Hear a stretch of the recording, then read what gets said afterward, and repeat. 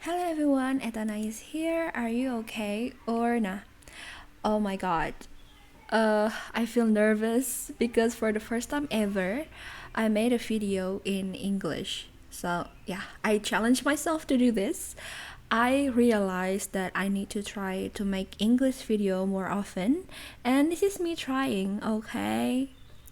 So, last month, I presented my thesis proposal as the requirements for the degree of master program of English language education. And my main topic is ICC, Intercultural Communication Competences. I have my personal reasons why I chose this topic. Okay? Wait a second. Let me scroll down.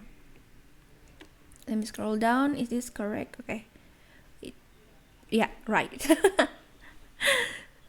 So, my personal reasons why I chose this topic is because I am sick of witnessing intolerance from my own people.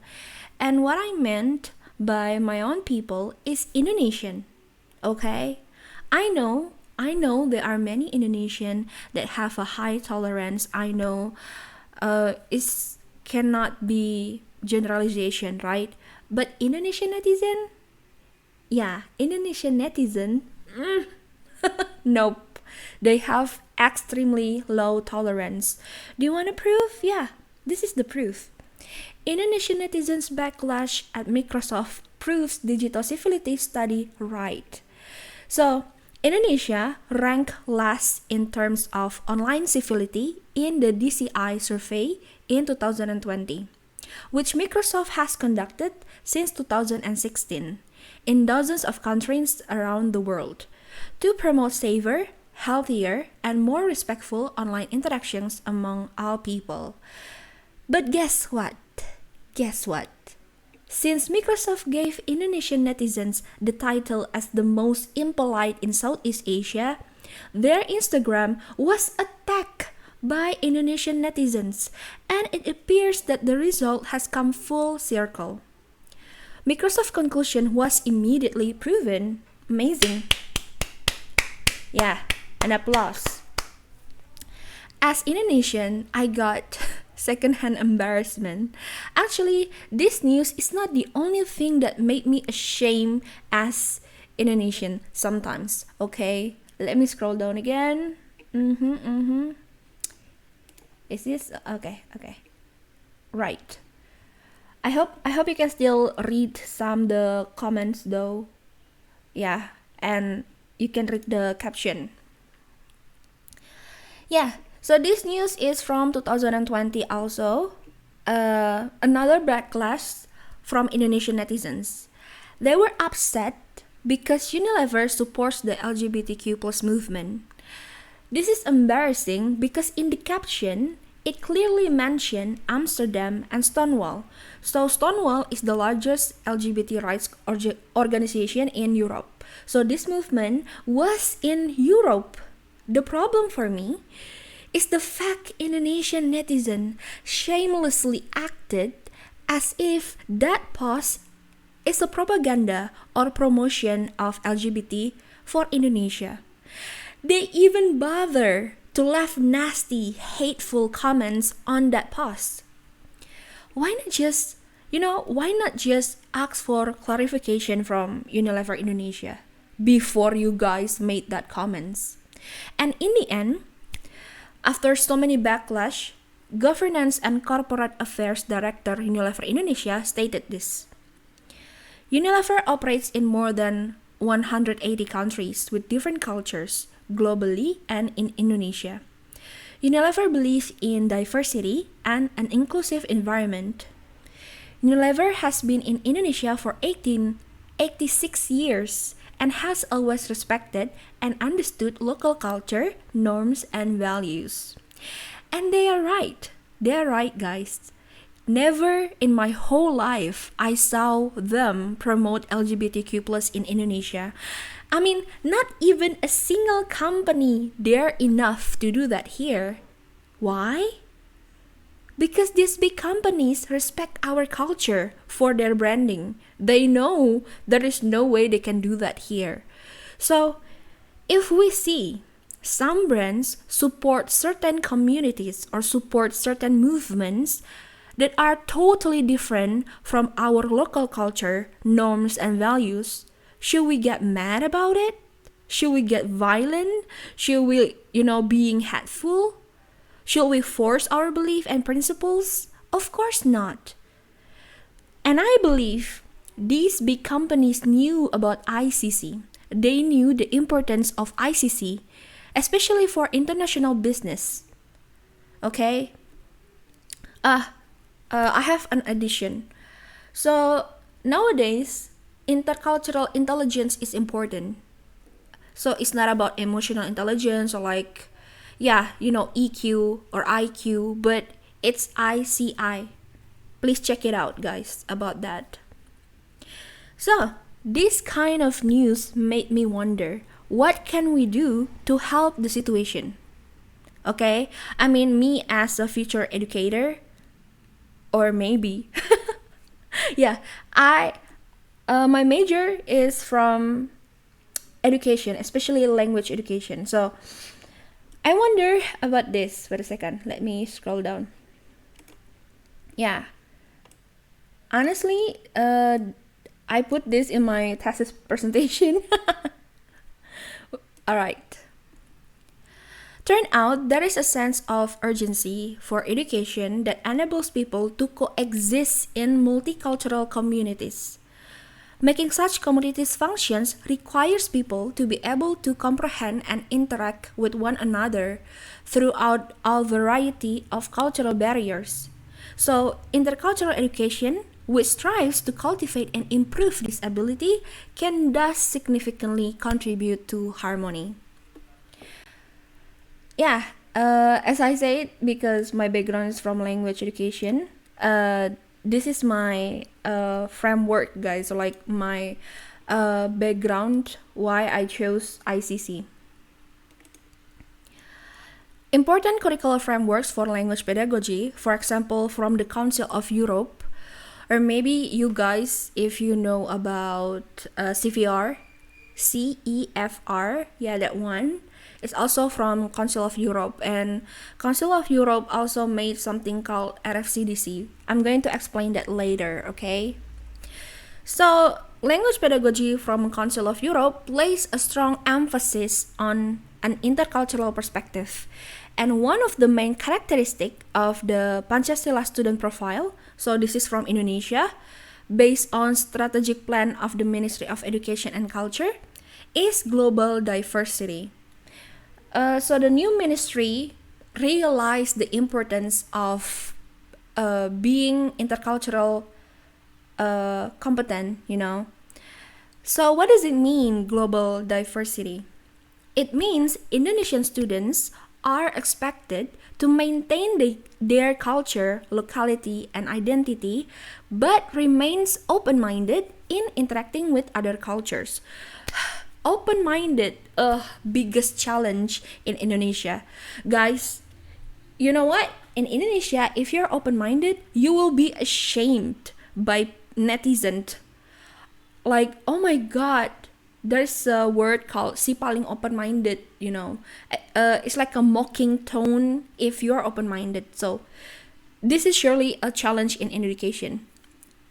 How to make students being able to, accept other cultures, or at least tolerate, or at least respect. So the purpose of this skill is to foster a sense of mutual respect and the possibility of forming a culture that is positive and does not conflict with the nation's culture. One of the keys to global diversity include intercultural communication skills. Okay, moving on. Okay. Right. Perhaps it is beneficial for us to understand initially a linked concept such as identity, culture, communication, intercultural interactions or encounter, and competency itself to grasp the idea of ICC. Because I have limited times, there is no way I explain all of those concepts at once. So for further reading about these concepts, I will put it in the descriptions. I will put the references that I have, okay? So you can read it yourself. Alright. Wait, why my character is so far away? Sorry guys, sorry. Alright, moving on. In essence, ICC is a collection of skills required to engage effectively and appropriately with people from languages and cultures that are different to one's own. There's like the simplest, the most short explanation, the shortest explanation about ICC. Collections of skills required to engage effectively and appropriately with people from languages and cultures that are different to one's own. That's it. Moving on. What you see here, these circles. This is about the model of ICC. And this is from Byram's model of ICC. It involves 4 dimensions. First, linguistic competence. Second, socio-linguistic competence. What else? The third, discourse competence and intercultural competence. And this is the intercultural competence. So ICC consists of 5 competences and 5 components. Each one has its own observable indicators. Okay, let's see the indicators, guys. Wait. Can you guys read it? Can you see it? Okay, fine. All right, let's start from the first one. Reflecting and awareness. The indicator that we can see or we can observe in students is their language awareness and cultural awareness. So students are expected to evaluate critically perspective, practices, and products in one's own and other cultures. And also, they are expected to be able to accept and interpret other cultures. That's awareness. Second, oh my god, this is kind of long, guys. Bear with me. Second is being, attitudes, traits. And what we can observe from students is based on their values, belief, behaviors, motivation, traits, respect, empathy, flexibility, patience, interest, curiosity, openness, sense of humor. Oh wow. Oh wow, I like this part. Including memes. You can understand a culture based on memes, guys, based on their jokes, right? And then tolerance for ambiguity and willingness to suspend judgment. Being critical is okay. Being kind of judgmental is okay. But being totally judgmental, that's not okay. Especially because of assumption, because of bias. Nah, don't. Okay. I forgot to tell you this. Although this is a competences, right? There is no specific score that we can give to them. There is no way, right? We can give a score of someone's value or we can give a score of someone's belief. It's impossible and I don't think that's right. But I guess we can Wait. My mouth cannot, in sync with my brain. Yes. What I'm going to say again? So at least we can categorize it into into basic, intermediate, and advanced level. Okay, so it's per level. There is no score for these competences, okay? Alright, moving on. Okay.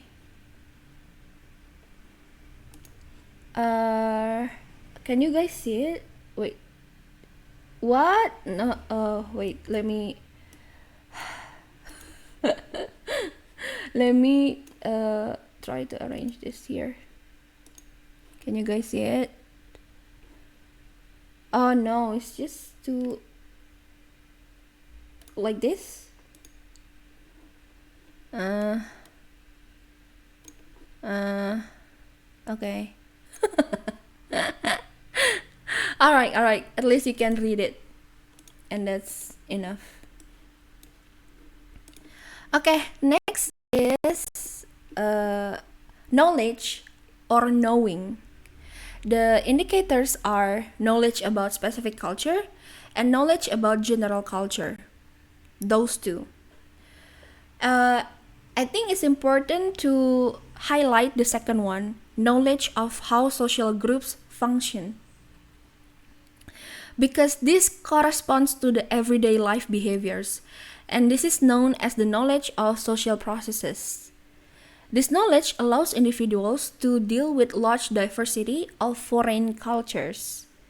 Okay, so maybe there are certain behaviors that we thought is kind of off, like weird, but hey, it's their everyday life behaviors. We cannot really, judge it. We cannot really comment much about that. Okay, next is skills, knowing how.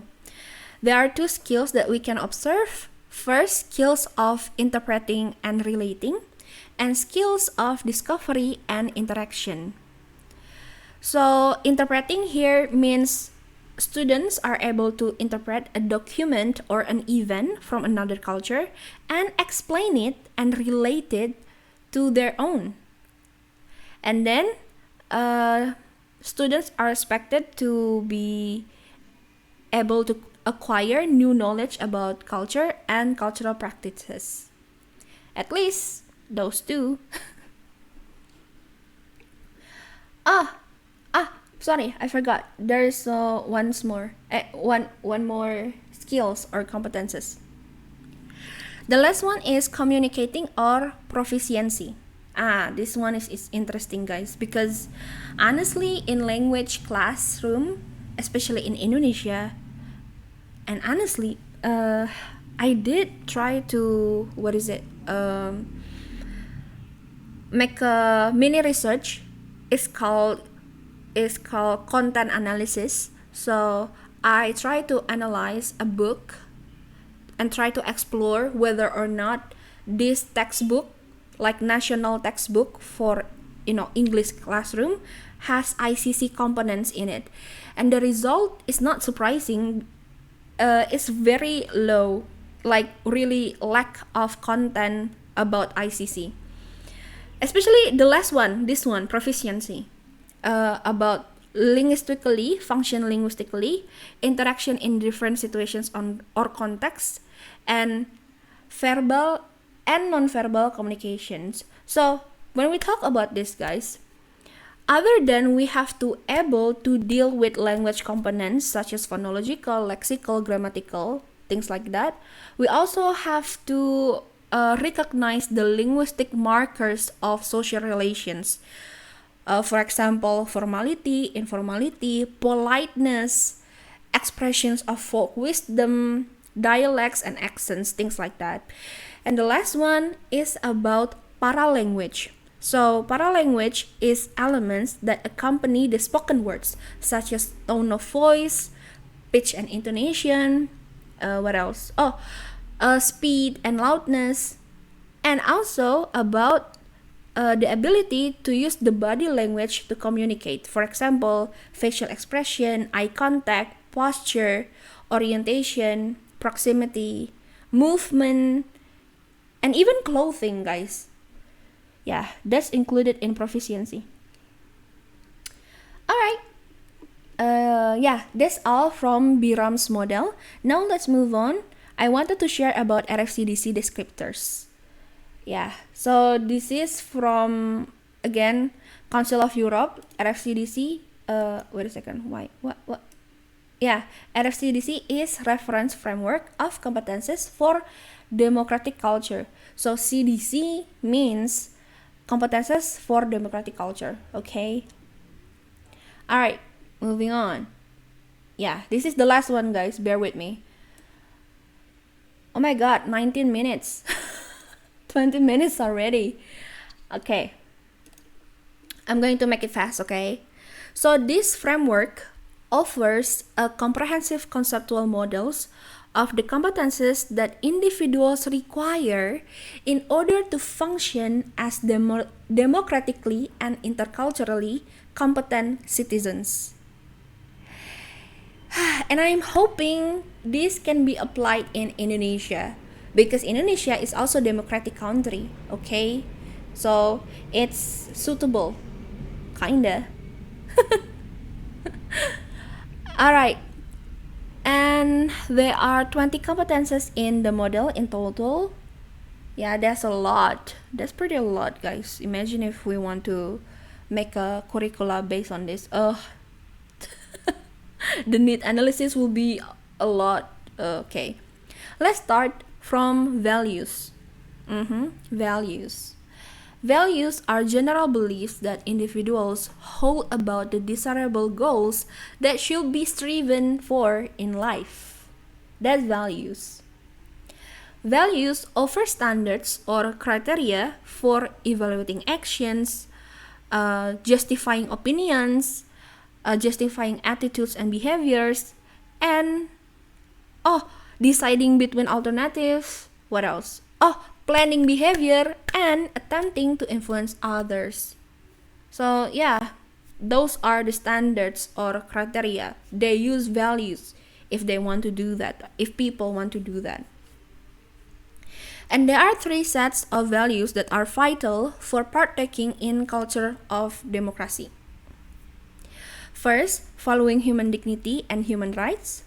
Second, valuing cultural diversity. And the last one, valuing democracy, justice, fairness, equality, and the rule of law. I guess this is important, the last one especially. Next, the second, attitudes. An attitude is the overall mental orientation which an individual adopts towards someone or something. Yeah, attitudes usually consist of 4 components.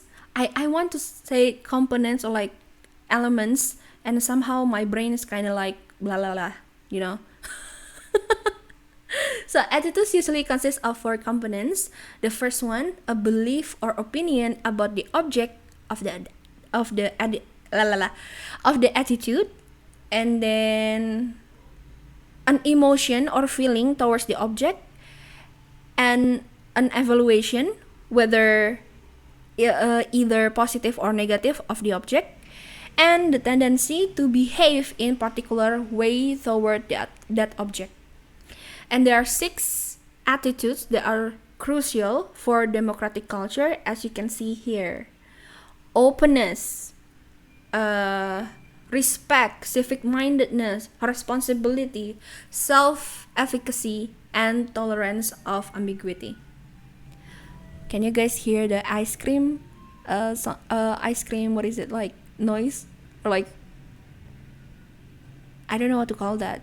Sound? Ice cream. It's not even a truck, guys. That's the thing. I don't know what to call that. Like a seller. Yeah, whatever. Okay. I got distracted. Sorry. The third is skills. A skill is the capacity for carrying out complex, well organized. I'm sorry. Let me try again, guys. I think I cannot speak English for like a long period of time, or else I'm going to have like a mixed code or something.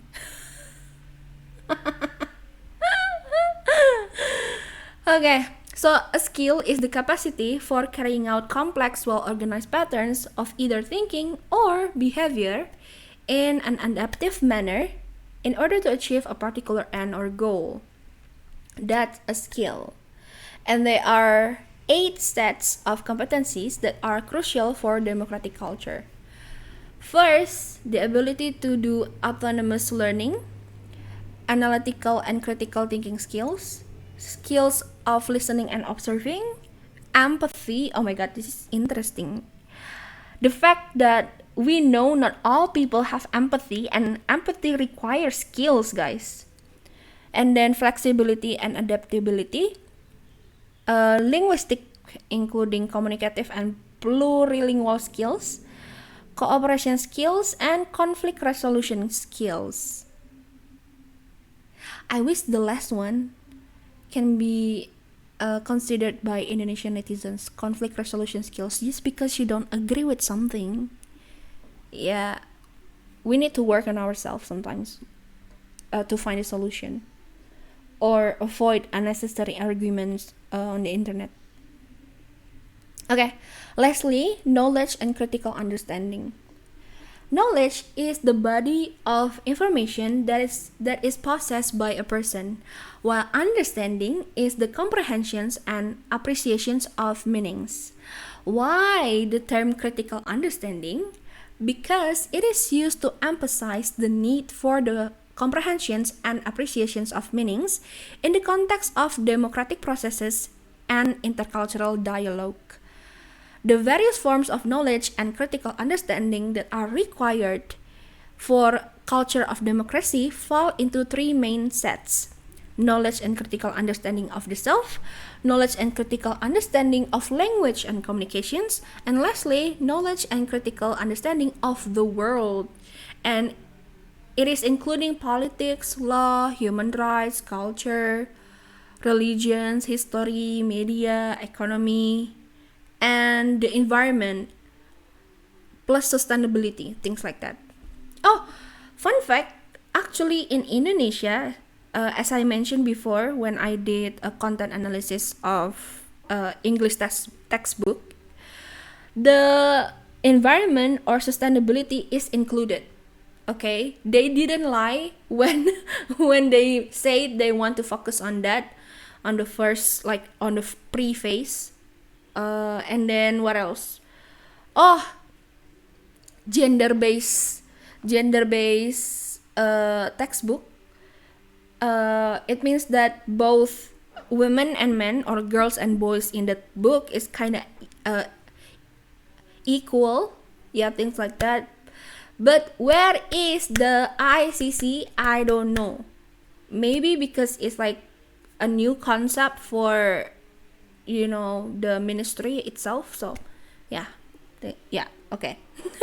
Okay, guys, this is the end of my explanations about ICC. I know I made a lot of mistakes, either in my pronunciation. I'm well aware of that. Sometimes my brain decided to forget how to pronounce certain words, or sometimes I talk too fast. I think too fast.